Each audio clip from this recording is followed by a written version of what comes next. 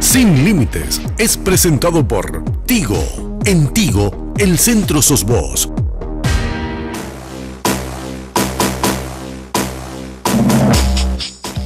¿Qué tal, amigos? ¿Cómo están? Muy buenas noches. Gracias por la compañía. Mi compañero Carlos Gómez está en un procedimiento de Telefuturo en Encarnación.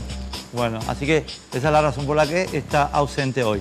La ropa de Perry Ellis, como siempre. Segundo piso, Shopping del Sol, de 9 de la mañana a 9 de la noche, todos los días. Mira, ya sé que está lloviendo y todas esas cosas, o que está inestable, pero todavía tenemos temperaturas muy altas y la ropa de temporada, súper excelente en Perry Ellis.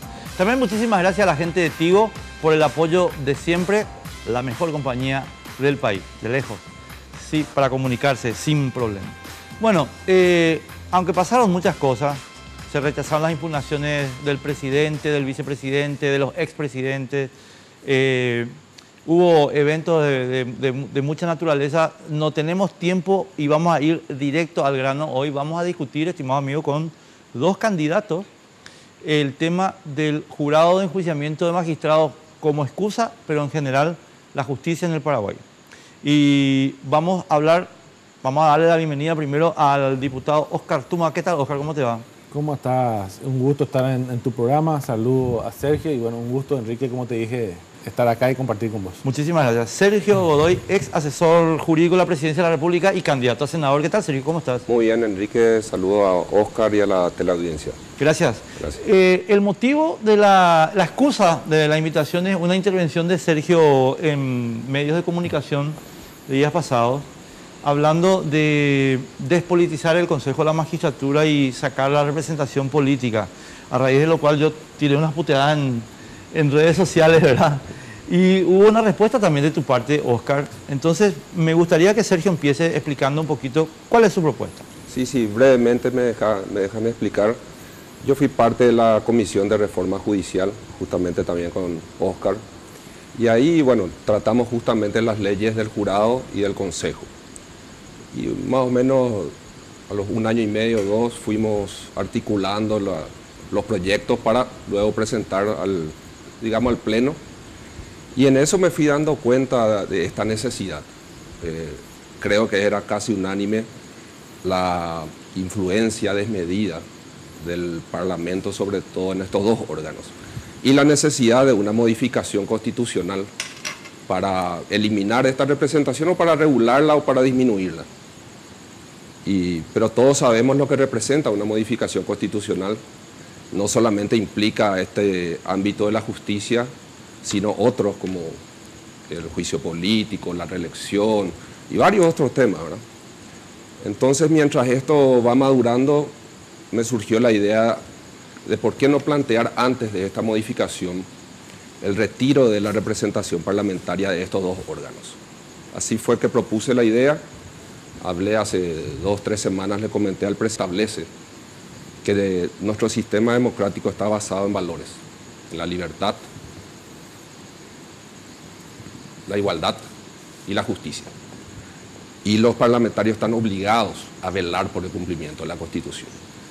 Fue en ese marco que hice esta propuesta y que generó esto. Oscar.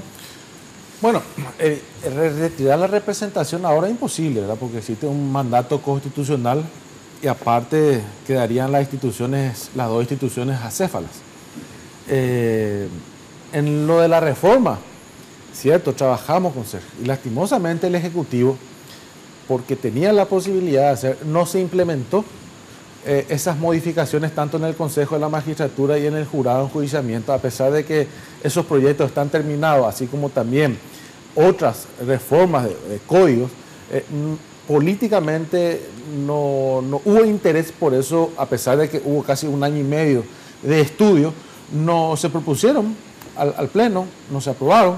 Hubiéramos empezado por ahí, decir, ¿por qué esto del cual yo formé parte no aprovechamos estos 6 meses que queda y aprobamos esto para que con el nuevo ejercicio legislativo ya tengamos reglas diferentes? O sea, eso sería una propuesta interesante, un trabajo que ya se encuentra finalizado en torno al Consejo y al jurado. Una cuestión, una precisión nomás. Estas modificaciones de las que vos estás hablando son modificaciones a las leyes de ambos órganos Sí, ¿Y la cuestión reglamentaria también? Y hubo una comisión especial que trabajó en ambas instituciones, que con bombo y platillo se dio a conocer. El trabajo se finalizó y nunca políticamente nadie se interesó para incluir dentro del orden del día y que este trabajo finalizado se apruebe para que comience a regir desde el nuevo periodo legislativo, desde julio, ya con unas nuevas reglas. Eso sería una propuesta interesante.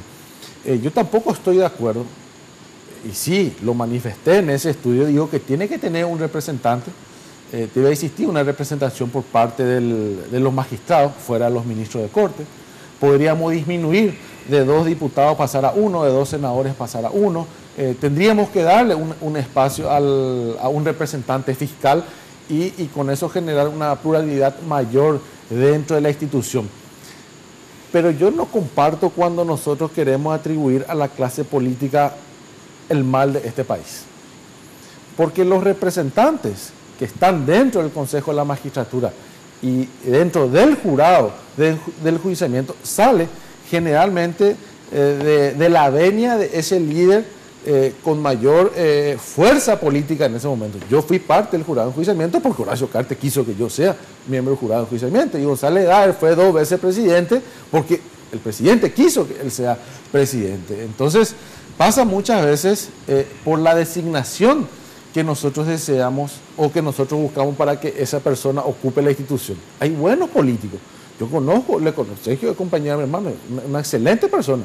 Entonces, pasa por dar la oportunidad a esa gente. Oviedo Mato, ¿por qué entró ahí?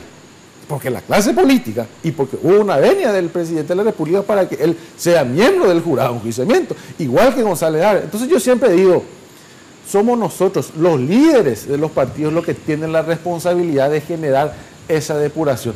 Hoy hay una queja generalizada en torno a la lista parlamentaria del Partido Colorado y de otro partido. Y bueno, ¿y quiénes le pusieron a esa persona? O nadie conocía de los antecedentes de esas personas en el momento de conformar la lista.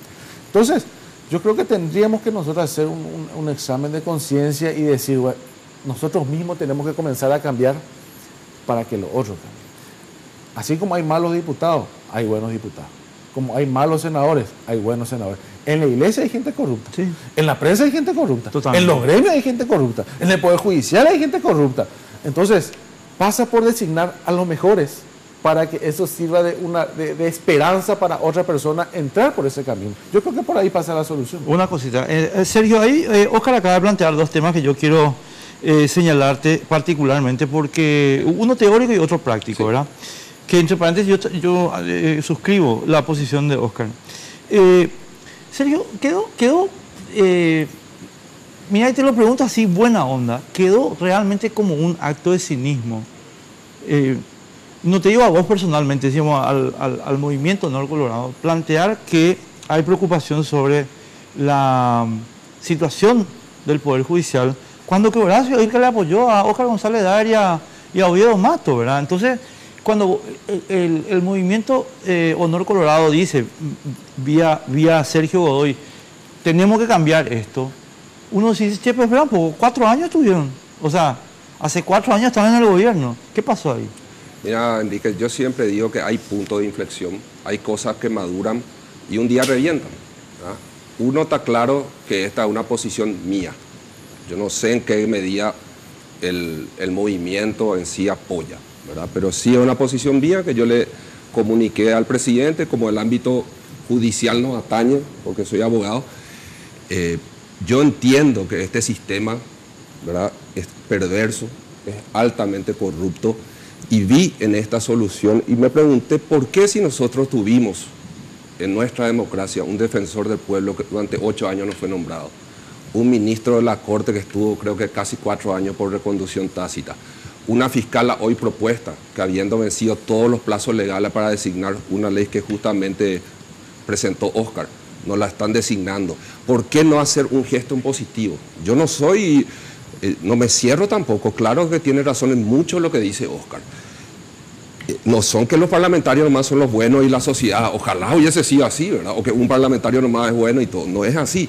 Ahora, los gestos tienen que venir de arriba y los gestos tienen que venir de los que tienen la mayor fuerza. Y hoy día hay un desequilibrio de fuerzas. Y para mí, y es la propuesta que hago, ese gesto tiene que venir del Parlamento, de senadores y diputados que insten a sus representantes a presentar la renuncia a estos órganos y que se retiren. Y transitar ese camino hasta que llegue la modificación constitucional que nos permita una solución de fondo a este tema y otros, ¿verdad? Vinculado a la justicia. Yo creo que tenemos que darle a los jueces la inamovilidad y tenemos también que discutir otros temas como la pertinencia o no de un tribunal constitucional más allá de la Corte Suprema de Justicia y otros temas que seguramente van a salir. Categórico, pero a ver, Sergio, espera, ¿por qué? A ver, perdóname así. UAU, que Horacio no sabía quién es Óscar González Lara. Mira, Enrique, hay cosas que Te voy a contar una anécdota, sí. Perdóname. O sea, te voy a contar una anécdota para que sepas nomás el tema. La conté ya en redes sociales, pero la quiero contar para darte pie a que vos hagas la respuesta. Nos encontramos con Horacio cuando éramos amigos todavía, en la fiesta de la APF. No sé si Alejandro estaba asumiendo o saliendo, algo por el estilo, ¿verdad? No me acuerdo. Sí. Me acuerdo, o sea. ¿Te acordás, verdad? Sí. Bueno. Yo llego tarde, ¿verdad? Y estaba Horacio sentado con Osvaldo Domínguez. Entonces yo me acerco, le saludo a Osvaldo y por supuesto le saludo a Horacio, ¿verdad? Y Horacio me dice, vos sos el único periodista al que yo le permito putearme. Todavía no había comprado el diario, el Grupo Nación, ¿verdad? Y entonces le digo, entonces escuchame, ese delincuente que está ahí, por Óscar González Daer, tenés que sacarlo. Eso fue en 2014. Le digo, ese delincuente no puede estar ahí. Pero, ¿por qué te cuento la anécdota? Te cuento la anécdota porque el país entero ya sabía quién era Óscar González Daer, mi querido Sergio. Y yo personalmente, o sea, eso es lo que quiero que quede claro. Yo personalmente, por si nadie le contó a Horacio, yo personalmente le dije ese día, ese señor es un delincuente. En esa fiesta te doy la fecha, el lugar, la circunstancia. Entonces, Horacio no me puede ni decir acá, no, yo no sabía quién era Óscar González Daer, discúlpame. Mira, Enrique, como te decía, yo creo que individualizar el tema en una persona, para mi idea por lo menos me saca de foco, ¿verdad? Yo planteo esto más allá de una persona y ojalá el problema sea solamente de una persona, entonces va a ser todo maravilloso. La propuesta además, ¿qué va a permitir? Desenmascarar quién realmente quiere un cambio en la justicia o quién quiere agarrar ese lugar y ponerse ahí y seguir haciendo lo mismo. Pero nos pasa, Sergio, mira, yo estuve ahí y pasa por la actitud de las personas. Te voy a decir, muchas de las operaciones que se hicieron no se recurría a la clase política. Los ministros de corte 1000 veces fueron llamados. O sea, entonces tenemos que sacarle también a los ministros de corte, porque yo no sé si la justicia hoy goza de la complacencia ciudadana. Yo creo que está tan aplazado como la clase política. Cuando se quería operar, se recurría también al sector del gremio de abogados. O sea, se operó 1000 veces con Sala, se operó 1000 veces con los ministros de corte. O sea, por eso pasa por la actitud personal. O sea, si nosotros solamente nos enfocamos en la clase política, nos vamos a equivocar, porque la presión o el telefonazo llega por... El amiguismo no solamente está dentro de la clase política, está también dentro de los diferentes sectores. Entonces pasa por... Kriskovic, por Dios. Entonces, y Kriskovic fue presidente y yo dejé de ser presidente porque vino una instrucción que él sea el presidente y a mí me lo dijeron. Entonces, por eso te digo, y él no es político, no está en ningún partido político, pero hoy es el presidente porque se quiso que él sea el presidente. ¿Quién, Horacio? Y de la línea oficialista, porque el propio Sala me lo dijo a mí, yo dije públicamente, recibí instrucciones de que Kriskovic tiene que ser el presidente y tenemos que encontrar un sistema y tenemos que cambiarte. Gracias por la noticia, pero yo ya daba a conocer. Y lo dije, así que no estoy diciendo acá solamente esa situación. Y me lo admitieron después, ¿verdad? Entonces, no pasa solamente por enfocarnos ahí, pasa porque nosotros tengamos una actitud diferente y nosotros dejar de influenciar cuando tenemos la lapicera en esos organismos de poder y elegir a los mejores. Te vuelvo a repetir, vos vas a ser senador, yo no voy a ser senador. Y vas a tener excelentes compañeros y vas a tener cada badulaque dentro de la Cámara de Senadores. ¿Qué lugar vos estás, Sergio? 17. No, así. Y en la Cámara en la Cámara de Diputados hay buenos diputados, así como hay malos diputados. Entonces, elijamos nomás a los mejores, a quienes conocemos que son por lo menos los mejores, y démosle la esperanza a esa persona en lugar de decir, no, la clase política luego es inexistente, inservible, no sirve para nada. Y solamente quedémonos con esto. Tienen que esperar después de la pausa porque tenemos que irnos a una breve pausa y entramos en esa cuestión conceptual enseguida. A la pausa.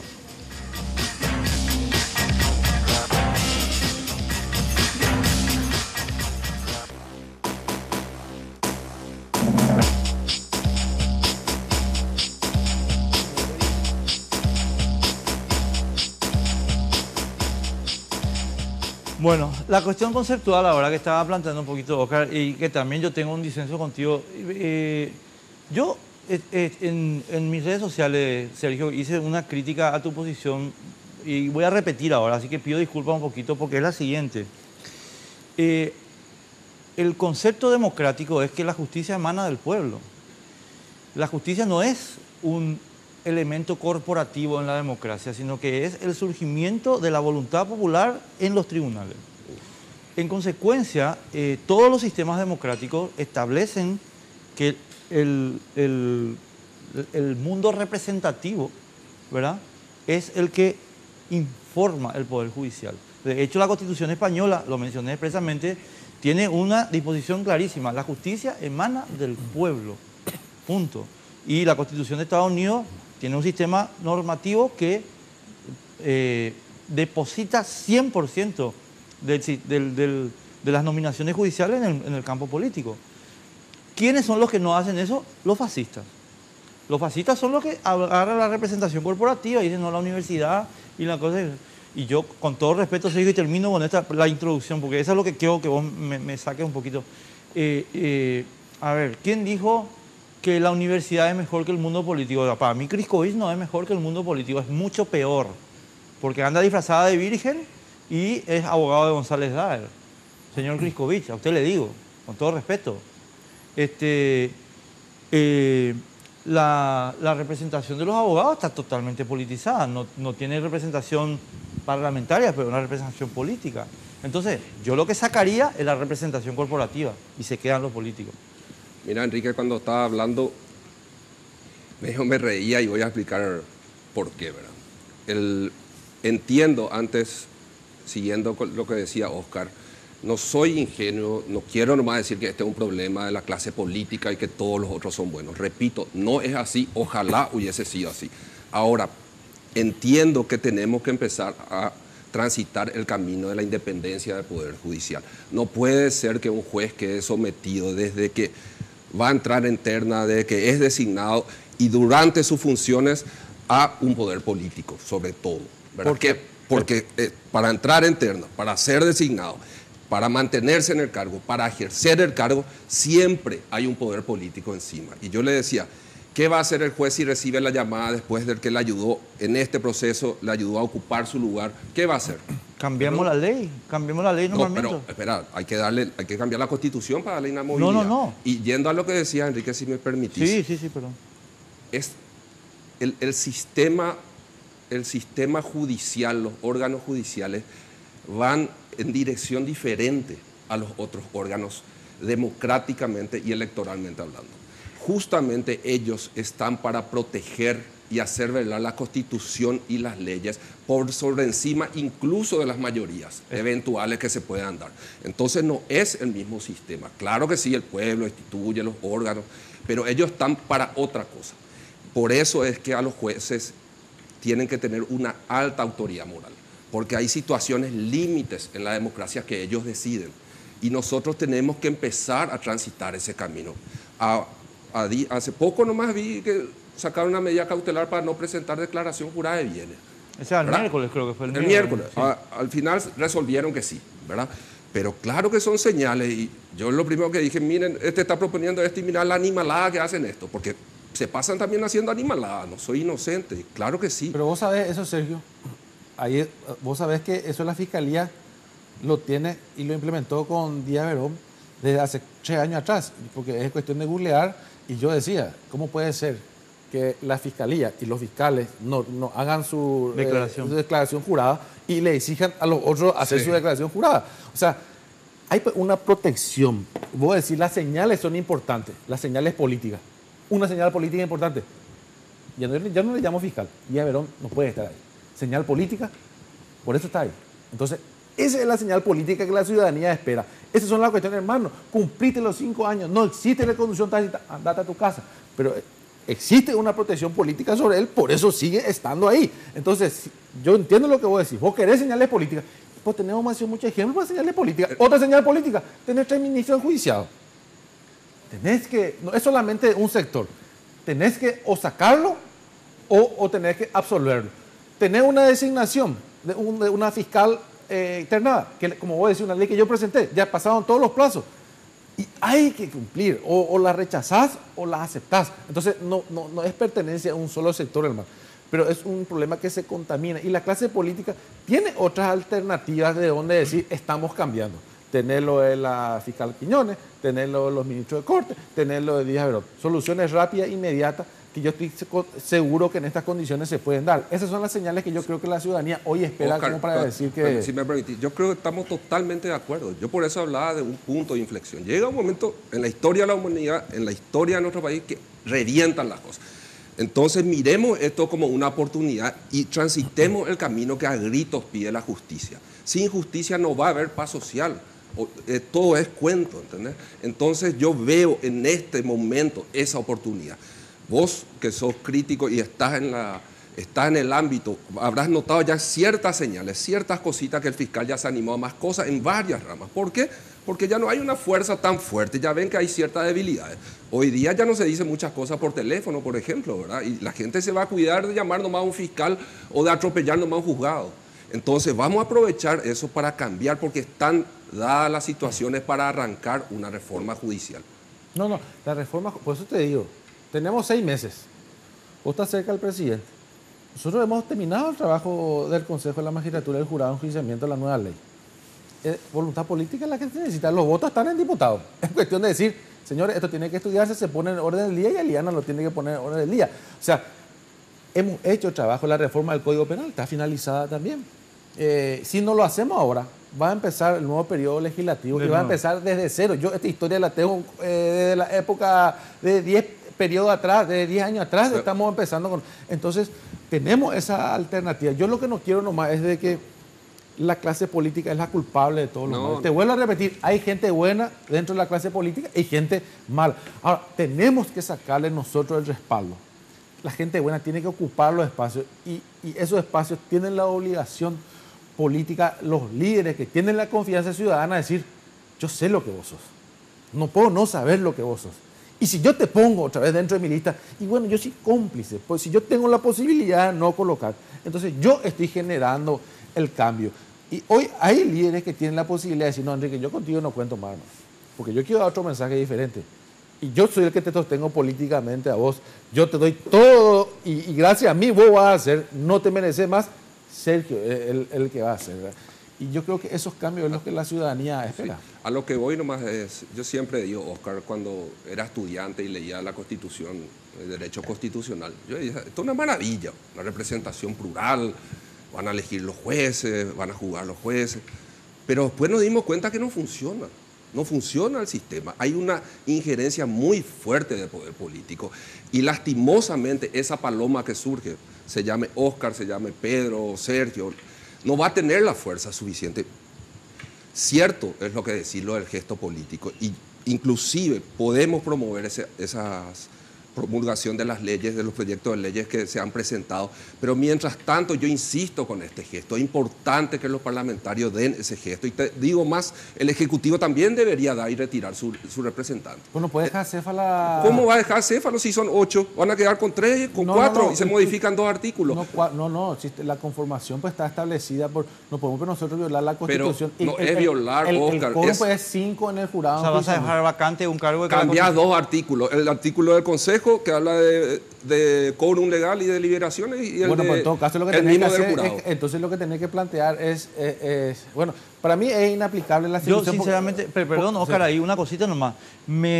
Sergio, yo tengo mucho miedo de lo que vos estás diciendo, ¿sabes por qué? Porque me vas a acordar mucho a Estigarribia. Porque Estigarribia le llamó por teléfono para los muchachos del Congreso y se renuncien, pues vamos a... Es más, con esa proposición yo creo que va a ser súper populista, de que los 80 diputados demos el paso al costado. Yo te puedo asegurar que el 100% de la ciudadanía va a querer eso. No, yo no estoy de acuerdo con eso. Ustedes no vieron, pero antes le traje un libro que... Espera, voy a mostrar el libro que me trajiste. Quiero agradecerle muchísimo acá en público a Sergio. Y hay un capítulo especial que le pedí a Enrique que lea, porque escribimos sobre la famosa no publicación de las leyes militares, donde él, con su incisividad acostumbrada, y con Carlos me decían, pero acá está escrito, acá está escrito. Claro que está escrito, yo sé que en la Constitución está escrito que el Consejo y el Jurado tienen que estar conformados por parlamentarios, pero es un cuerpo integrado, no puedes hacer aisladamente y tomar una norma y otra. Y claramente la Constitución dice, en la base fundamental de nuestra democracia está sustentada en 3 valores, uno de los cuales es la justicia. ¿Y qué dignidad humana le vamos a dar a la gente en este sistema injusto? Una cosa, es muy peligroso lo que propones, porque con ese mismo criterio vos le decís, yo voy a sacar la representación a la clase política, voy a sacarle a decir al presidente que retire su representante. Y bueno, y con ese criterio el día de mañana puede asumir, y decir, los parlamentarios no gozan de la, es lo que hizo de la confianza ciudadana, y que renuncie, una especie de Chávez, que renuncie todo. Es que eso hizo Estigarribia acá en Paraguay. El más pero lindo y el más bueno. Eso electoralmente se tiene. No, pero porque sí. Esto es un gesto, Oscar. No. Es un gesto. La Corte Suprema funcionó sin uno de los miembros. Sergio, tenemos que irnos a la pausa. Oscar, tenemos que irnos a la pausa. Dame un gesto. Decirle a Horacio que lo saca González Dar de la lista 1 del Partido Colorado. Y ahí a lo mejor vos entras. Nos vamos a la pausa un ratito.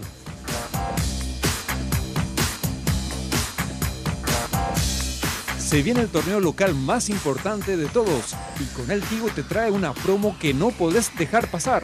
Contrata tu plan de TV familiar por 99.000 guaraníes durante 3 meses. Llámanos al asterisco 611 o al 021-618-9900 y disfruta de toda la pasión del fútbol por las señales de Tigo Sport, porque en Tigo el centro sos vos.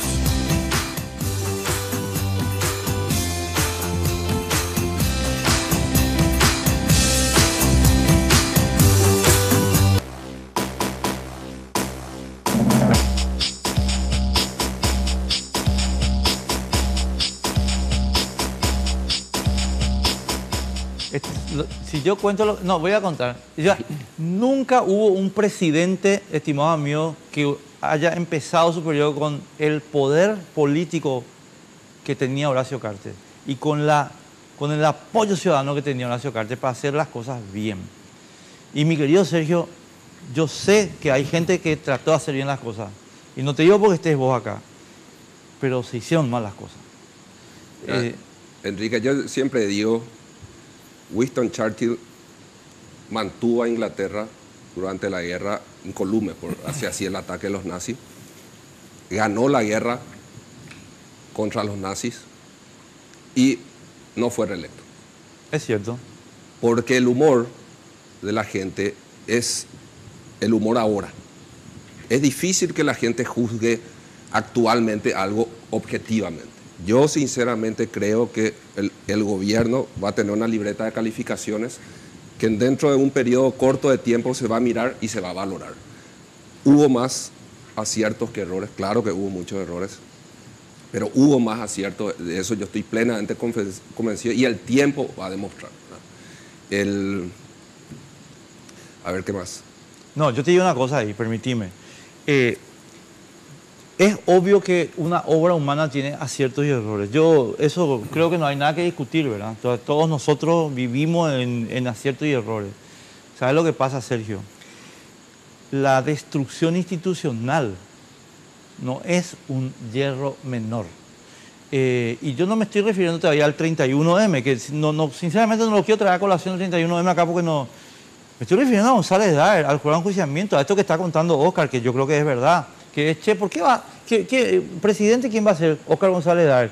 ¿Quién tomó esa decisión? Horacio. ¿Y qué hizo González Daer? Porque ahí es donde viene la parte que yo quiero mechar con lo que vos estabas señalando como vía de reforma. Según estaba contando Peta la vez pasada, lo que hizo González Daer el primer día fue, señor, me derogan el reglamento. Me derogan el reglamento. Y entonces se quedaron 2 años o 3 años a la discreción del presidente. No el presidente Cartes, sino el presidente González Daer.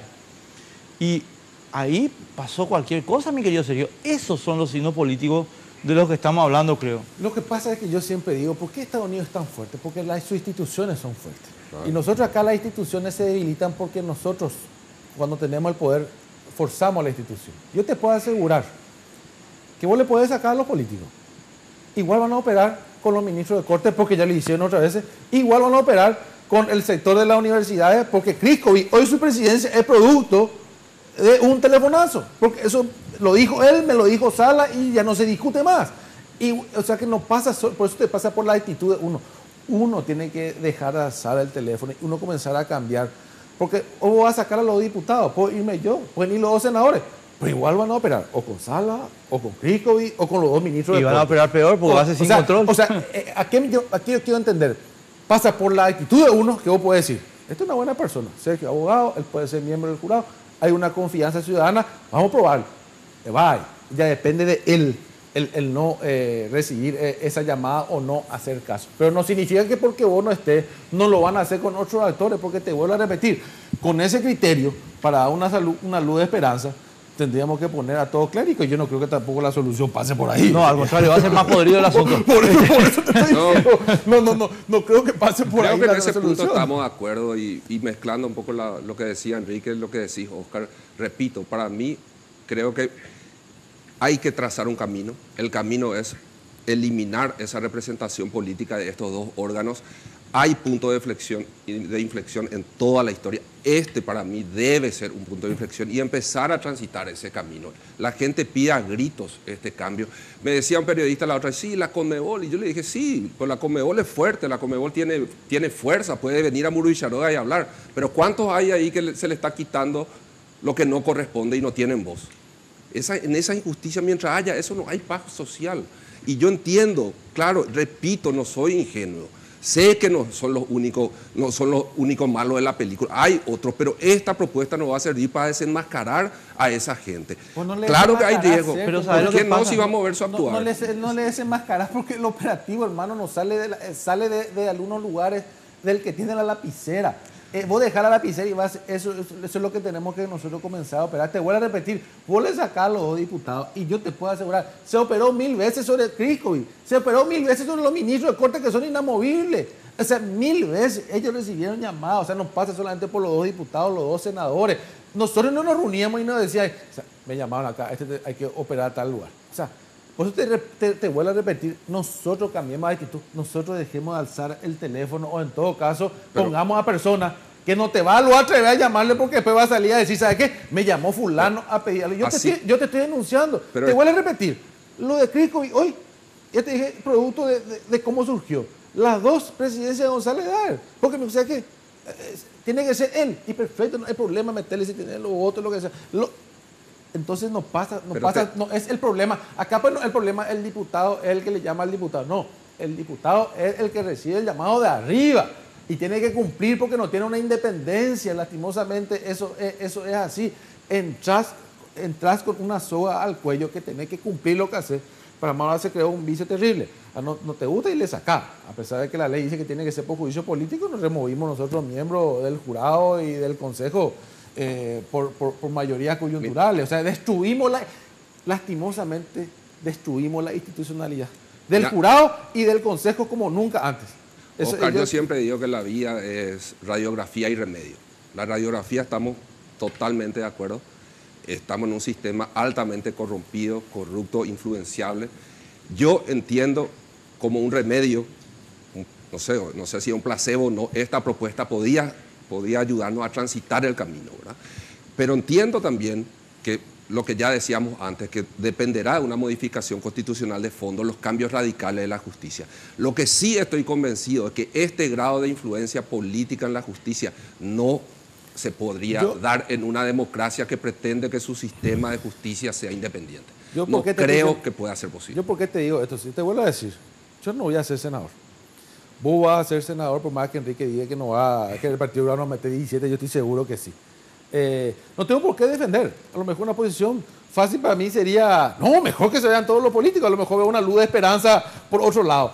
Pero no es esa la solución. No, pero además no es esa la solución. Sergio, yo te juro, me preocupa mucho una cuestión que vos me vas a decir, no me vengas ahora con esta cuestión, que es la cuestión conceptual. Está mal satanizar a los políticos, porque los políticos son el vehículo de la representación popular. Entonces, cuando el gobierno o el oficialismo hace un discurso diciendo tenemos que eliminar a los políticos, yo te juro que tengo terror. No. Porque creo que, te juro, cuando vos decís eso, yo le estoy viendo a Pinochet, a Estigarribia, pero no te estoy mintiendo. Atendé algo, Enrique, porque eso es lo bueno de hablar y tener tiempo de hablar. Es que yo no dije eso. Los políticos tienen su ámbito de acción. Ahora, se tienen que sobrepasar. Nuestro sistema está basado en una, digamos, tiene mayor peso y tienen un peso en la justicia que no deberían tener. Yo no digo, claro que son la representación genuina en la democracia, es la representación directa del pueblo, ¿verdad? No desconozco eso. Ahora, que se queden en un ámbito de acción más limitado y que no se involucren tan fuertemente en la justicia. Eso no es lo que yo digo. O sea, ¿dónde yo te decía una cosa, Sergio? Cierto lo que vos dices, es importante los mensajes. Oye, hermano, vos tenés dentro de la lista de diputados y de senadores gente que van a ser senadores y diputados imputada, que no tiene su proceso, no tiene su juicio oral por el peso que tiene. Y se le dio otra oportunidad a esa gente. Entonces, si vos tenés un discurso, aplicarlo cuando puedas aplicar. Y vos me decís, bueno, es para mí, va a ser. ¿Cuándo vamos a dar una luz de esperanza? Cuando por fin haya un senador y un diputado preso tras la reja. Así mismo. Por los hechos de corrupción cometidos. Así Y mismo. vos y yo sabemos que hay diputados y senadores imputados que están paralizando su proceso de juicio oral. Y van a volver a hacer, porque alguien dijo, yo quiero que vos seas de vuelta. Entonces, es más fácil decir, señores, Cuando vos decís alguien es Horacio. y de ambos sectores. Hay diputados de un sector que están con proceso de juicio oral. Y dentro de la lista de senadores, hay senadores que están también con su juicio pendiente para juicio oral. Dentro del Partido Colorado y dentro del Partido Liberal. Sí. Entonces, ¿dónde tiene ese mensaje? ¿Cuándo va a mejorar? Cuando un diputado y un senador esté tras las rejas. Y no Totalmente nosotros de de vuelta, Enrique tiene problemas y te pongo yo otra vez dentro de mi lista, Ojo. dentro de los 7 Ojo, primeros, a pesar de que vos estás chicaneando y todo el mundo sabe que está Tenemos que ir a la chicaneando pausa. y todo A el la mundo vuelta se de la pausa. burla del tema, hasta irrisorio las pruebas, pero va a ser de vuelta al senador. Estamos Esos son los totalmente de mensajes. acuerdo. Tenemos que ir a la pausa y volvemos en un minuto.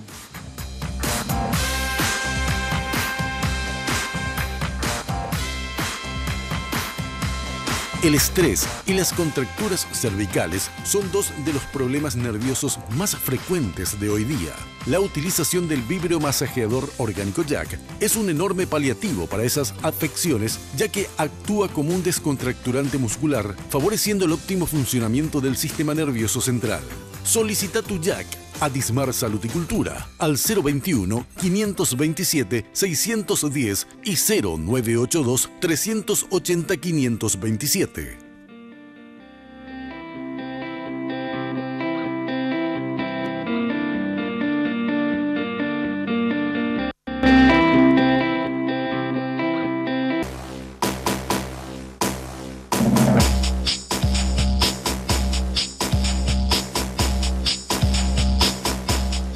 Sergio, yo no puedo dejar de preguntarte, vos no me vas a decir que ustedes con Horacio no estaban hablando de estos temas de González Dar y compañía. O sea, vos eras asesor jurídico de la Presidencia de la República. Mira, Enrique, lo que yo te digo y repito, y notamos, sobre todo en estos últimos tiempos, este sistema no da más.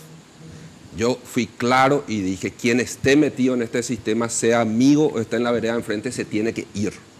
Estoy convencido que no es solamente una u otra persona, sino que hay varias y habrá más metidos. Estoy completamente de acuerdo con Oscar que tiene que haber sanción. Cruzamos acá a la frontera con Brasil y preguntamos, ¿qué pasó? ¿Por qué están todos estos popes presos? Y te van a decir, ¿por qué? Porque el Poder Judicial empezó a ser independiente. ¿Y cómo empezó? No tienen este sistema nuestro. No, pero ahí yo, permitime una pequeña intercalación, Sí. una pequeñita. ¿Sabes dónde está? O sea, yo creo que uno de los problemas está en la confirmación quinquenal. Eso está mal. Los jueces tienen que ser inamovibles de por vida, o por lo menos 10 años sin reelecciones. Pero, Sergio, y aquí viene la parte donde yo creo que sí hay responsabilidad de todos los actores, ¿verdad? La cuestión reglamentaria. Perdóname que insista y vos me vas a decir, pero qué plomo este tipo. Pero resulta que si vos tenías el reglamento y el reglamento podía mostrar que se estaban cometiendo irregularidades, vos lo podías tener bajo control a González Dar. Pero ¿qué hizo González Dar? Eliminó el reglamento. Entonces, voy a tirar los datos de los diarios. 796 procesos congelados. sin reglamento.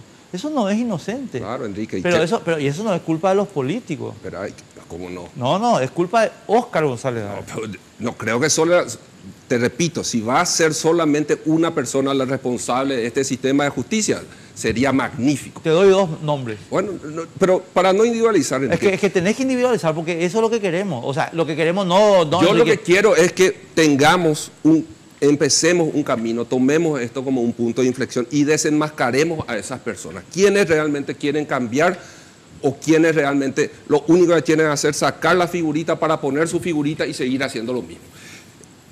Vamos a cambiar el reglamento y ahí vas a tener una cosa. Kriskovich, vamos un ratito, Oscar, dame un segundito y después. ¿Quién es Kriskovich? Porque la gente de repente acá nos vienen a quererme. Kriskovich era el abogado de González Dávila en el estudio Marcelino Gauto Bejarano. ¿Y quién es Marcelino Gauto Bejarano?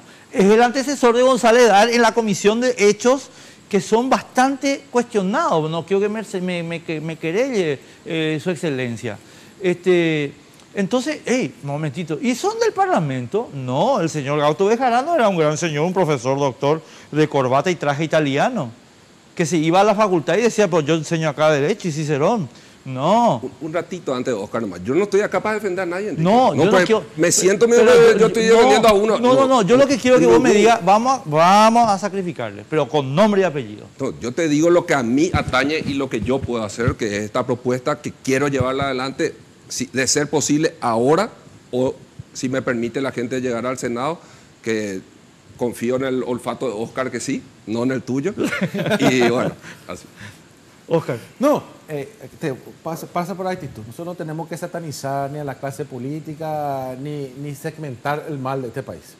Dentro de cada sector, dentro de cada gremio existe gente buena y gente mala, hasta la propia iglesia. Nosotros tenemos, todos los días leemos que la iglesia, hay actores que están podridos dentro de la iglesia. Entonces, pasa por elegir a los mejores, dejarle trabajar y que cada uno aporte lo suyo. Que cada uno deje de alzar el teléfono. Porque te vuelvo a repetir, el problema del jurado no va a solucionar sacándole a los políticos. Por el contrario, se va a implementar porque va a poner a personas que van a estar exclusivamente al servicio de la persona que tiene el poder. Entonces pasa mucho, yo siempre digo, pasa por la actitud de uno. Uno es el que tiene que comportarse y tener la autoridad de decir, esto no va más. Tenemos Oscar, 1 minuto y medio cada uno. Espera, Sergio, una cosita. Quiero empezar con Oscar por una razón práctica. ¿Qué va a hacer tu vida? No, vamos a seguir trabajando. Gracias a Dios, yo te puedo asegurar, uno no vive el sueldo del parlamentario. Yo, por suerte, estudié, me capacité, vamos a estar trabajando y yo estoy seguro que el senador Mario Abreu va a ser presidente de la República. Y si él cree que yo le puedo ser útil en algún lugar, vamos a estar trabajando. ¿Pero te llamó ya y te dijo, vas a ser ministro de algo? No, estamos en un proceso electoral. O sea, uno no puede primero estar repartiendo cargos sin haber ganado las elecciones. Hay una transición muy larga después de abril hasta agosto. Y ahí es donde realmente se barajan nombres y yo creo que, te vuelvo a repetir, si nos toca estar al servicio de la disposición de la persona que va a ser presidente de la República, que va a ser el senador Mario Abreu, vamos a estar ahí. Y si no nos toca, vamos a estar trabajando para lo cual nos preparamos siempre. En el sector privado. En el sector, claro, la profesión. En la profesión. Y Sergio, digamos, vamos a dar que tu pronóstico sea, que vamos a poner que entres al Senado ahora. Horacio siempre va a ser tu jefe.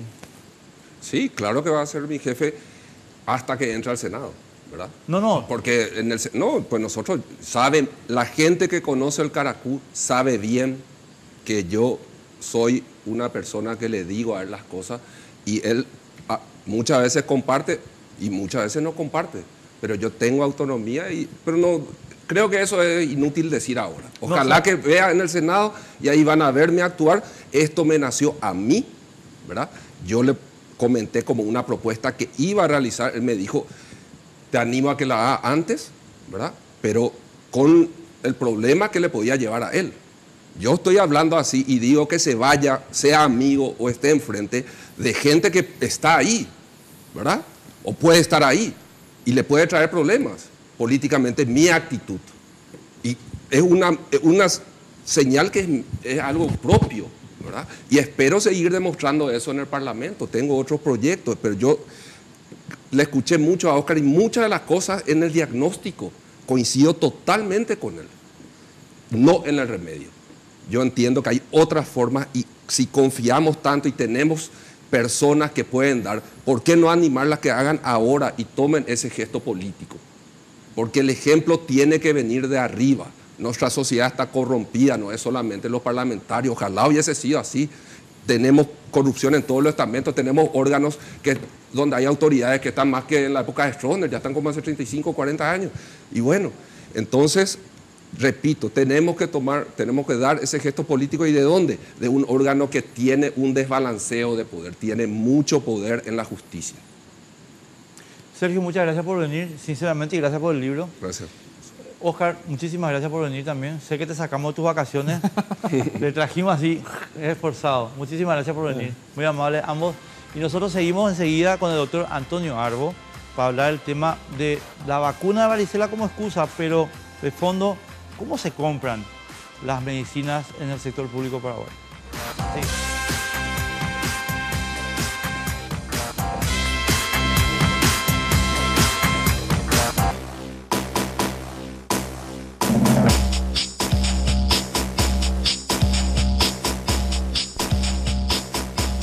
Bueno, les quiero contar que me ordenaron sentarme, porque yo quería seguir parado, pero como el doctor Arbo está solo, entonces me ordenaron sentarme a su lado. ¿Qué tal?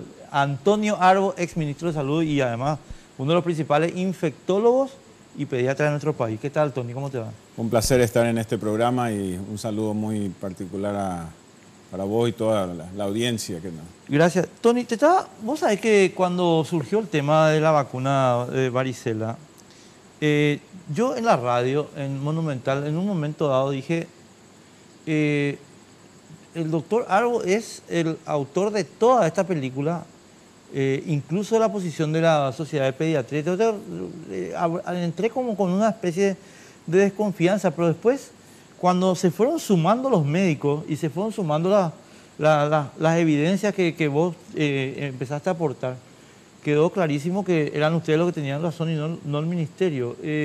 Lo que quiero, pero vuelvo a decirlo, como excusa para después hablar de temas más grosos, ¿cómo es lo que fue el tema ahí del tema de vacuna varicela? Bueno, yo creo que es muy importante que... Porque dicen que se compró durante tu gestión. Sí, es muy importante que la audiencia entienda de que el gran impulsor de la introducción de vacunas en el Paraguay ha sido siempre la Sociedad Paraguaya de Pediatría.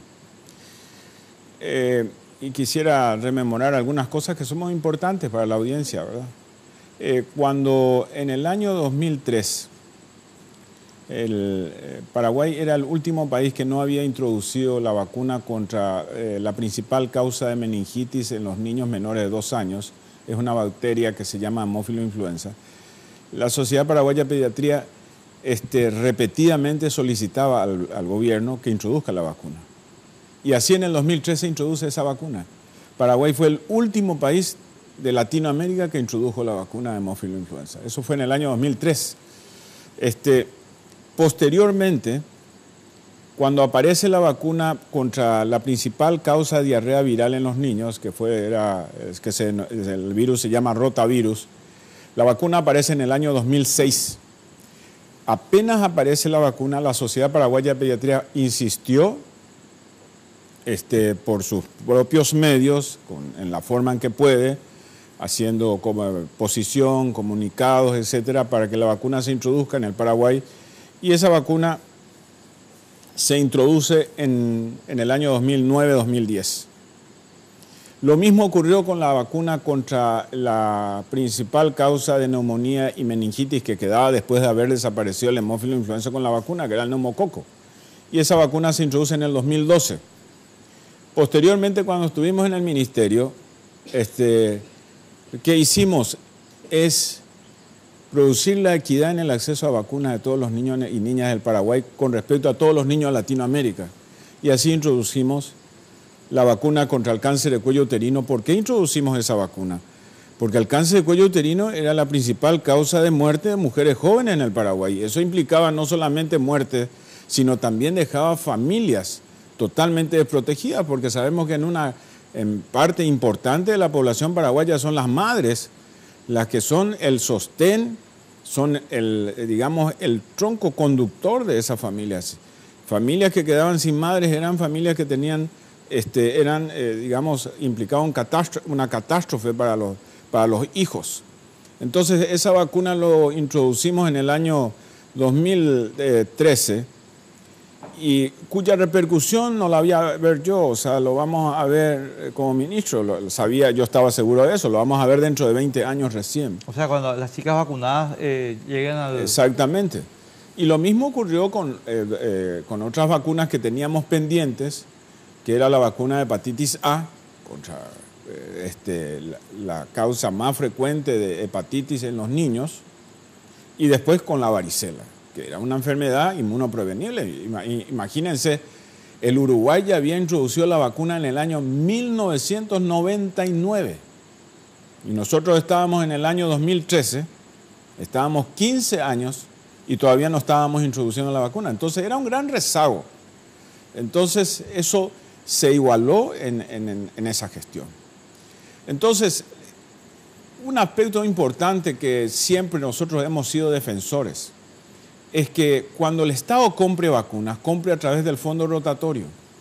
El fondo rotatorio es un fondo creado por la Organización Panamericana de la Salud, que ha sido un éxito en América Latina. El doctor Ciro de Cuadros, ya fallecido, fue el gran impulsor de la creación de este fondo. Es un fondo que compra vacunas en gran cantidad para los diferentes países. Al comprar en gran cantidad permite el abaratamiento de los costos.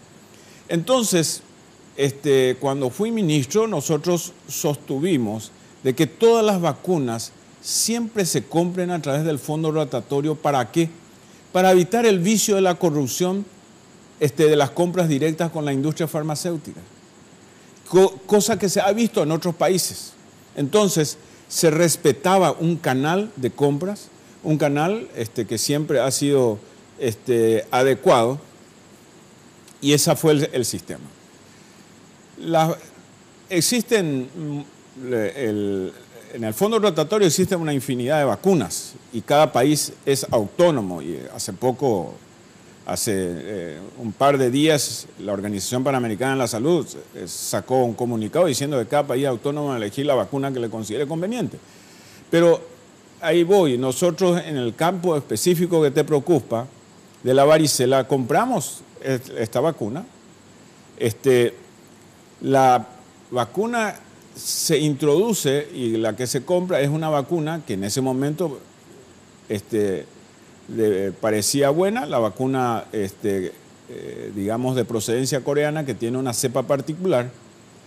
Pero a partir del año 2014 empiezan a aparecer publicaciones donde demostraban que probablemente no tenía la eficacia que se esperaba por los estudios previos. Ahí, Tony, te interrumpo porque sí, quiero plantearte una cuestión.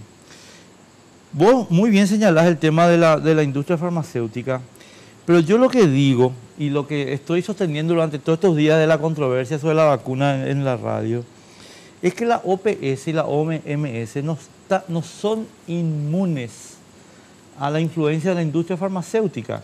Entonces, cuando te llega a vos la oferta del fondo rotatorio y toda esa historia con la vacuna coreana, nosotros no podemos descartar que esa oferta haya venido por una influencia de la industria farmacéutica, no sé, coreana, a través de la OPS. Entonces, mi punto, y esto es lo que discutimos la vez pasada con Sonia Arza en la radio, es, mi hija, ¿por qué la mesa técnica del Ministerio de Salud no hizo su trabajo para determinar que esta vacuna no era la óptima? No sé si me está siguiendo a dónde quiero llegar, ¿verdad? Sí. O sea, porque vos acabaste de señalar, cada país es autónomo, pero es que Paraguay mostró que no es autónomo, que compra lo que le dicen. Bueno, compran lo que le dicen cuando los organismos técnicos no demuestran la suficiente capacidad para guiar las políticas del Estado. Cuando nosotros hemos sido ministros, la OPS nunca dictó lo que íbamos a hacer. O sea, creo que eso es una parte muy importante. Y por otra parte, he sabido, y yo lo he manifestado en alguna vez, la OPS no ha sido infalible en la gestión de salud en el Paraguay. Yo recordaba que en el año 2002, en el año 1992, cuando los expertos en vacunas de la OPS hablaban de un desplazamiento en la edad para la vacunación del sarampión, nosotros como Sociedad de Pediatría nos habíamos opuesto a esa situación. ¿Qué pasó? Paraguay tuvo una epidemia de sarampión, tuvo más de 3.000 casos, hubo fallecidos. Posteriormente, para dar muestras, recientemente la Organización Panamericana de la Salud ha estado insistiendo en disminuir la dosis de aplicación de la vacuna contra la polio, utilizar una quinta parte de las dosis, basados en estudios muy limitados y de alto riesgo para nosotros, para la sociedad. Tal es así que la Sociedad Paraguaya de Pediatría hace, en el curso de esta semana que se inicia, una jornada para analizar esa situación. Fue la sociedad la que ha realizado una reunión en el mes de noviembre de toda de la región, sentando una posición de que no podemos permitir nosotros tomar unas medidas, por más de que la Organización Panamericana de la Salud diga, porque basado en la revisión de la literatura de la ciencia, se sabe que tiene limitaciones ese tipo de decisiones. Entonces, de ninguna manera, nosotros debemos aceptar, lo que diga la OPS sin antes hacer un juicio crítico, una revisión crítica. Claro, ¿y qué falló acá en el tema varicela? Te quiero dar pie, porque, a ver, vos siendo ministro te vienen con la info y vos decís, bueno, compren la vacuna. En 2014, según el relato que lo hablamos también contigo después en la radio, en 2014 llega el primer informe sobre la limitación de la eficacia y después se confirma en 2016 con un segundo informe. Bueno, ¿y por qué nuestra mesa técnica no funcionó?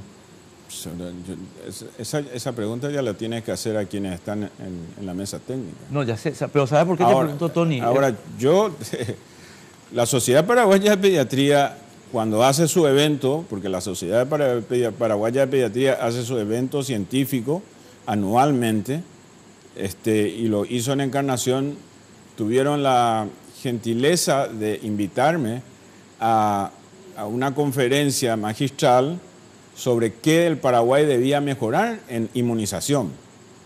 Y dentro de lo que la posición que habíamos establecido es de qué puede mejorar, nosotros hemos referido a la vacuna de varicela. Entonces, esa no es una información reciente, una información que ya el auditorio pediátrico ya lo viene manejando hace un semestre.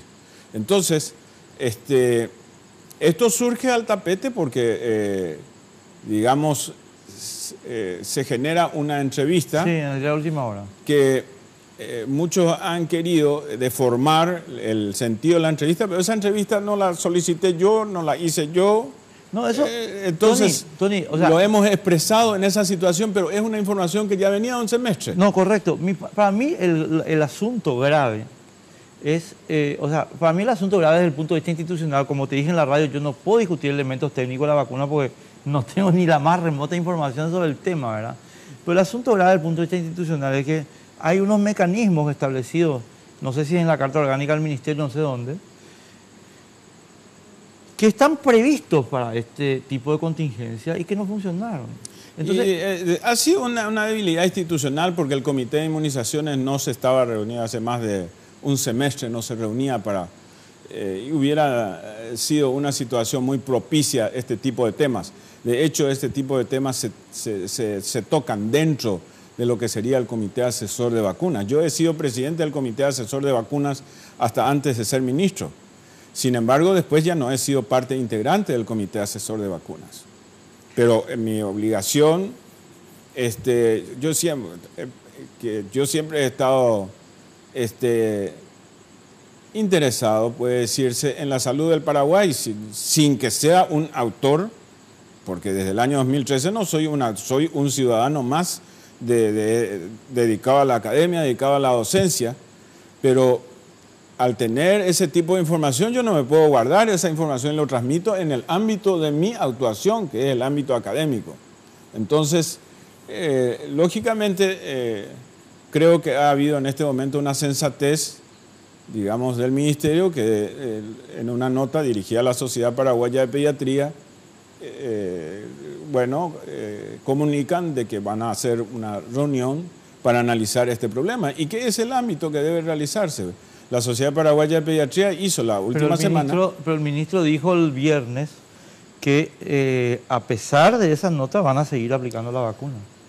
Es probable, o sea, pero la importancia es de que la nota sostiene de que se va a analizar y nosotros estamos confiados, la Sociedad Paraguaya de Pediatría, yo no soy miembro del Consejo Directivo de la Sociedad Paraguaya de Pediatría, pero en la última reunión el presidente y el Consejo Directivo se comprometieron en estar haciendo un monitoreo cercano con respecto a este tema y yo estoy confiado de que con la información disponible, además sé que se ha tenido una reunión con la Organización Panamericana de la Salud y ellos tienen no solamente esa vacuna, tienen la vacuna que se demuestra efectiva también dentro de la oferta de vacunas. Entonces es una cuestión que no tiene mucha complejidad en resolverlas. A la vuelta de la pausa quiero abordar el mismo tema, pero sobre más amplio espectro. Pero ahí a mí me preocupa, Tony, una cuestión que me gustaría, si es que vos tenés algún tipo de explicación posible. La OPS, que al final tiene la responsabilidad operativa de todo este tema, saca un comunicado, hace una conferencia de prensa y después se llama a silencio, como si no tuviéramos derecho los paraguayos a pedirle cuentas de una situación como esta. Claro que también hay una suerte de, digamos, complicidad que la OPS va a tener que manejar y va a tener que en algún momento asumirla. Si creas un fondo rotatorio de vacunas, si tenés un área de vacunas dentro de una organización y esa organización no advierte que existen problemas o existen cuestionamientos, se está cometiendo una negligencia. Es decir, si sos un proveedor y tenés por lo menos la obligación no de decirle a aquel que te come, porque estamos hablando de salud, no estamos hablando de otra cosa. Estamos hablando de salud y protección. No es repuesto de rueda para el auto. Así mismo. Entonces, sí tendría que por lo menos haber advertido, miren, esto está sucediendo, están apareciendo esta información, analicen ustedes, porque cada país es autónomo, pero por lo menos deberían haber hecho esa advertencia y después Y por otra parte, lógicamente, esto enfatiza que áreas críticas del gobierno de la nación, de políticas públicas, debe estar en manos de personas capacitadas. Esa es una gran lección. Entonces se puede mostrar que cuando no existe una capacitación pueden existir este tipo de problemas. Y en el problema en salud es así, pueden tener consecuencias importantes. Entonces esa es la misma situación. Ahora estamos en una situación de un brote epidémico de dengue, que es harto sabido que se han hecho advertencias, pero desde añares, y lo hacemos, lo venimos. Miren que va a venir una nueva epidemia, hay que prepararse. Pero con el argumento no, porque esta es una enfermedad cíclica, hay años que existen y hay años que no existen. No se puede decir que cuando no existen es porque haces bien los deberes. En una ciudad donde la recolección de residuos es pésima, los cauces hídricos están todos contaminados, la conciencia de la gente con respecto a tener los patios libres de residuos de agua, lógicamente existe una alta densidad de Aedes, del mosquito. Entonces, lógicamente, siempre es un riesgo. Entonces, en el Paraguay, nunca deben bajarse las campañas de prevención y promoción de la salud. Porque finalmente, en salud pública, lo más importante es la prevención y promoción de la salud. Cuando uno ve a un enfermo, es el fracaso de todo el sistema anterior. Porque si uno hace una promoción adecuada, entonces muchas enfermedades pueden disminuirse en niveles manejables. Y eso va tanto de enfermedades transmisibles como de enfermedades no transmisibles. Porque yendo a otro lado. O sea, si nosotros hacemos una campaña contra la obesidad, una campaña contra el consumo masivo del azúcar, de sal, estamos previniendo hipertensión, enfermedades cardiovasculares, enfermedades cerebrovasculares. Si hacemos una apología del tabaco, significa que no estamos comprometidos con la salud pública, cuando es algo que tiene un impacto en es transversal a todas las enfermedades que tiene el ser humano. Entonces, ese aspecto de prevención y promoción es algo fundamental que abarca los diferentes aspectos de la salud pública. Vamos a la pausa, Tony, y estamos en un minutito de vuelta para el último bloque de nuestro programa.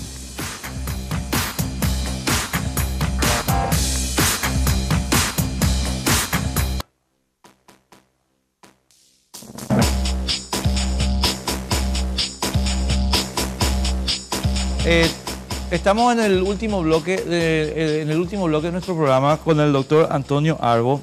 Tony, ahora ya abro un poco la cancha para decirte lo siguiente. Con el mismo esquema que nos llevó a comprar a consolidar el uso de esta vacuna antivaricela, creo yo que está ocurriendo la adquisición de medicamentos oncológicos. Telefuturo hizo un informe el jueves referido a la compra de, creo que son un medicamento oncológico que no está certificado ni en Estados Unidos, ni en la Unión Europea, ni en Japón, o sea, los países de más alta exigencia, digamos, y que tiene solamente certificación en Argentina y en México. Por eso es que yo te decía, antes de empezar el programa, vamos al tema de la vacuna antivaricela como un ejemplo que hay una falla en la estructura institucional, en decir, che, espera un momento, no, esto está bien, certifican los argentinos, genial, certifican los mexicanos, genial, che, pero yo quiero ver qué dicen los norteamericanos, por qué no certificaron ellos, por qué no certificó la Unión Europea. Y sin embargo, le vamos a adquirir el medicamento, le vamos a dar el medicamento a la gente y no sabemos cómo es el asunto. Por eso es que yo digo, che, espera un momento, ¿y la industria farmacéutica no será que está influyendo acá en toma de decisiones muy importantes? Bueno, yo creo que estás tocando un tema muy importante. Yo creo que te estás refiriendo al uso de biológicos. Sí.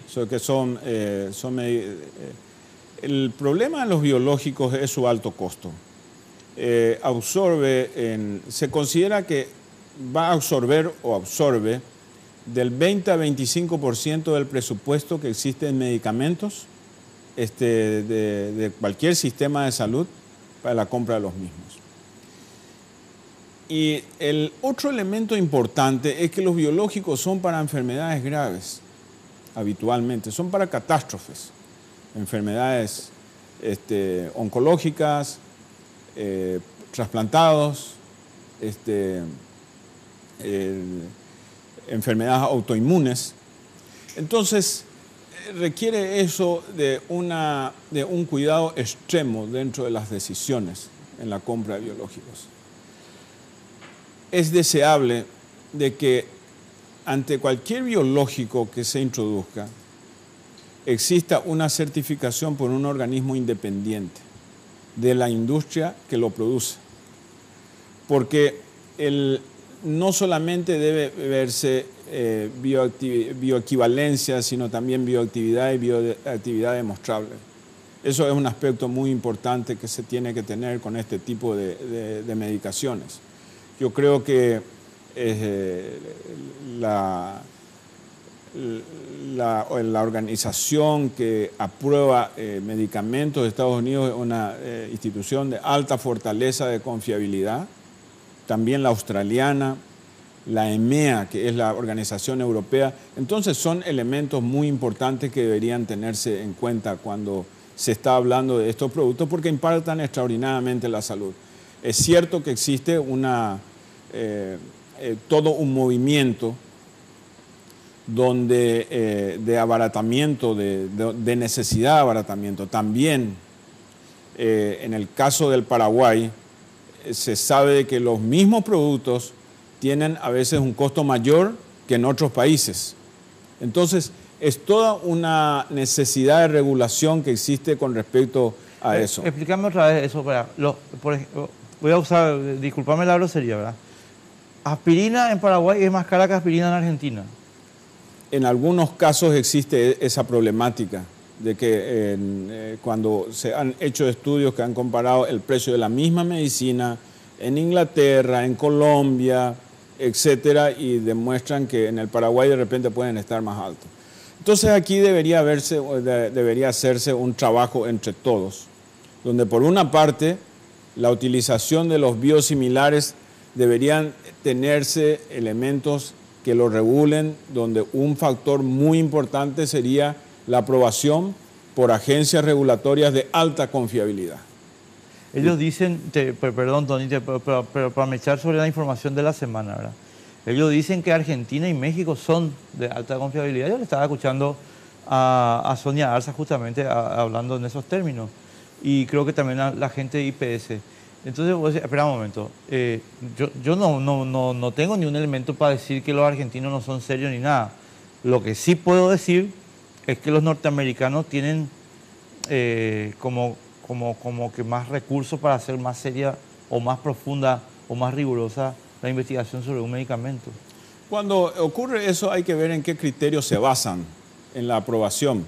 Si la aprobación es exclusivamente en base a los datos proporcionados por la propia industria farmacéutica, entonces lógicamente no tiene la fortaleza si son dados por organismos que analizan desde afuera, entonces, y en base a estudios.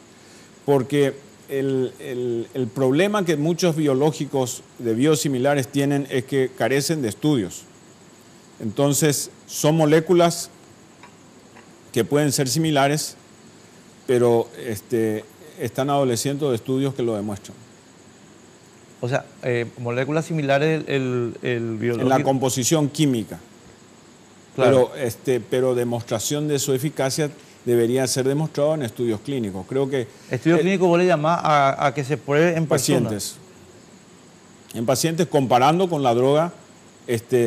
En investigación se habla de lo que se llama estándar de oro. Estándar de oro es la droga con la cual se debe comparar. A veces es algo histórico, pero otras veces se utilizan. Entonces, si existe una medicina que está demostrada que tiene su efectividad, entonces un producto nuevo, que se supone que es similar, utilizado en el mismo tipo de pacientes, debe tener una respuesta similar. Reúne esos requisitos y se puede utilizar. Estos biológicos que vos me estás señalando son los... perdón por la ignorancia, Tony, pero, o sea, te juro que estoy... Estos son los famosos genéricos, ¿verdad? Son los genéricos. Son los genéricos. O sea, que el laboratorio produce oseltamivir, el laboratorio Menguecho, Glaxo, qué sé yo, ¿verdad? Y después de eso se hace un genérico en los laboratorios de los países... Hay un criterio de propiedad intelectual también, que algunos países respetan más que otros. El criterio de propiedad intelectual sostiene que durante los 10 primeros años la medicina original tiene exclusividad. El problema que se ha tenido con todas las drogas es que se han producido copias, principalmente en India, en Pakistán, en Checoslovaquia, de bajo costo, y eso inundan de repente los mercados. ¿Y eso es lo que estamos comprando nosotros ahora? Bueno, yo no sé a qué eso se puede revisar. Yo hablo solamente de una cuestión global de qué es lo que puede estar pasando. A ver, Tony, para que se entienda bien nomás mi punto, porque tampoco me quiero... yo lo que estoy reclamando acá, yo no digo que la genérica no sea buena. Eso es lo que quiero dejar en claro. Yo no estoy diciendo que las drogas genéricas, los biológicos, no son buenos. Lo que estoy diciendo es que el esquema de revisión de la calidad tiene que tener más elementos de juicio que solamente lo que digan los argentinos.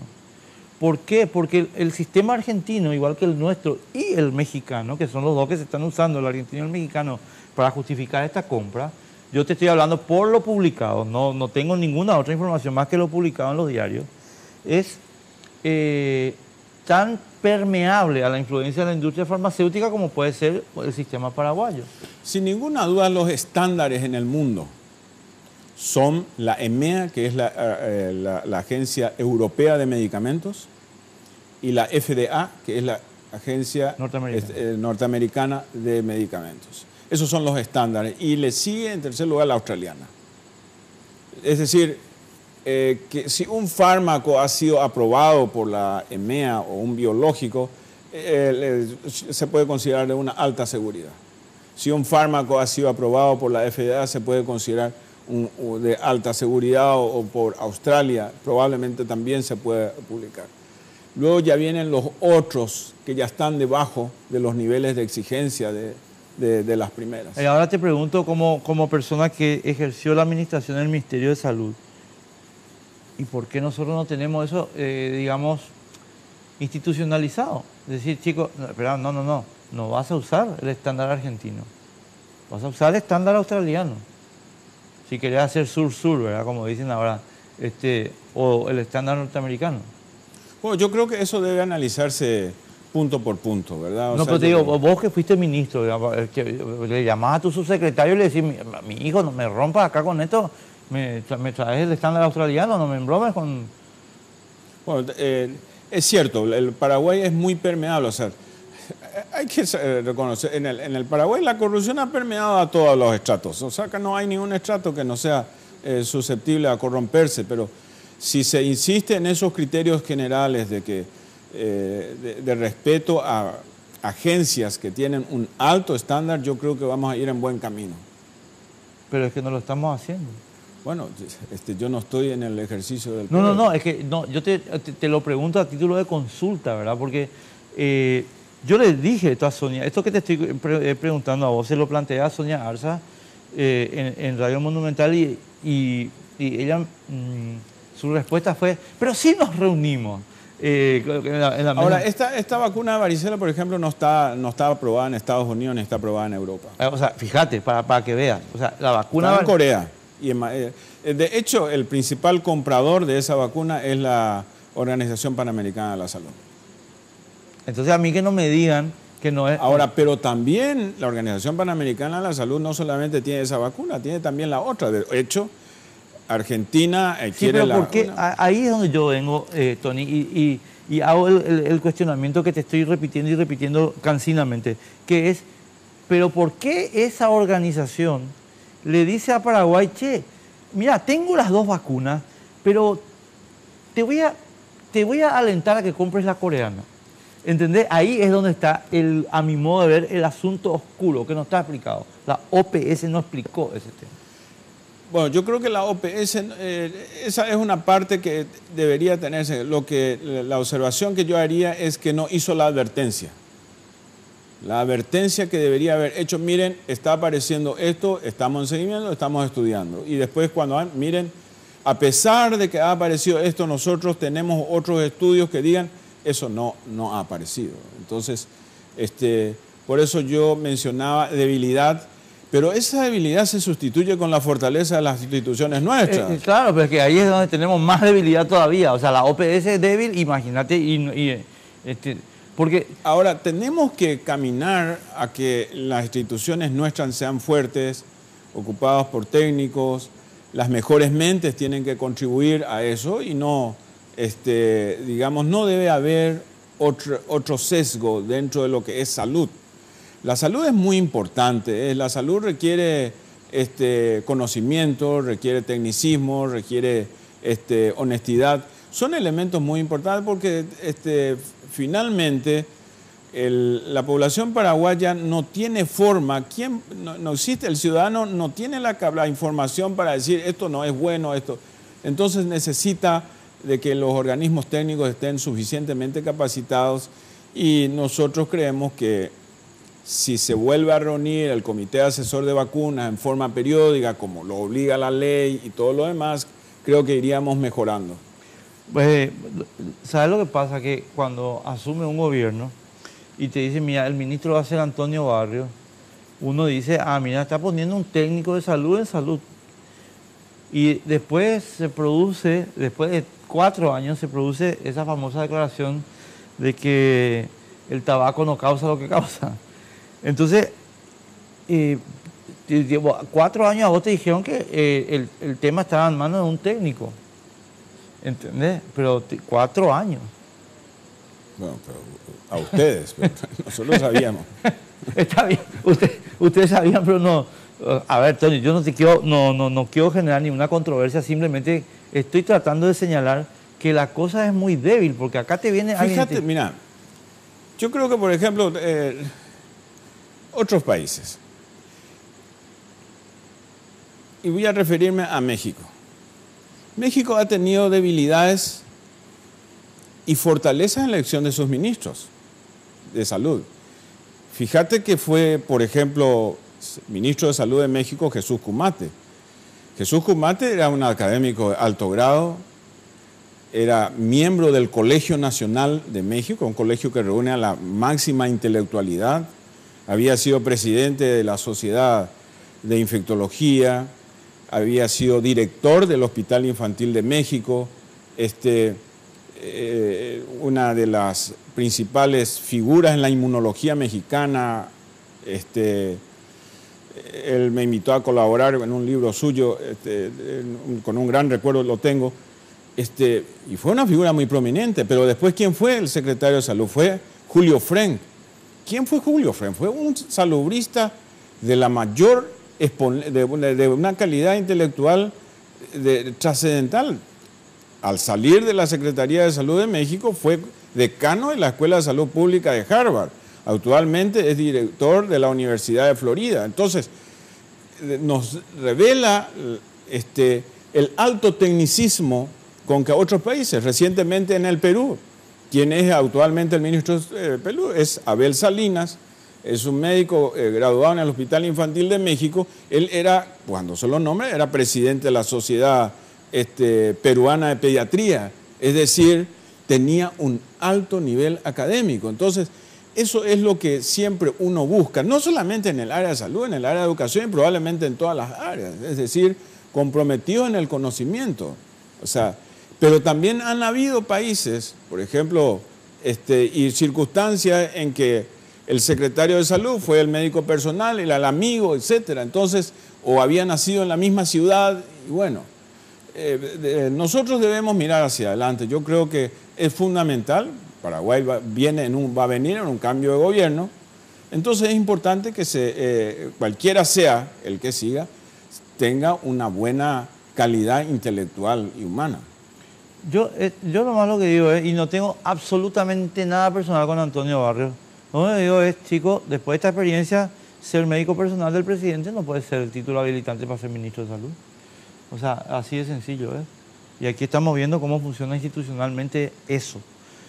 Tony, simplemente agradecerte muchísimo la presencia y todas estas conceptualizaciones que nos permiten entender un poco cómo se maneja el asunto. Y nada, agradecerte. Y te vuelvo a preguntar lo mismo que te pregunté en la radio. Después de todo esto,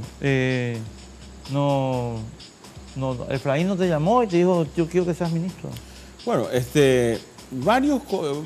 un grupo de médicos importantes, más de 60, están trabajando dentro de lo que es la formulación del programa de salud de la Alianza Ganar.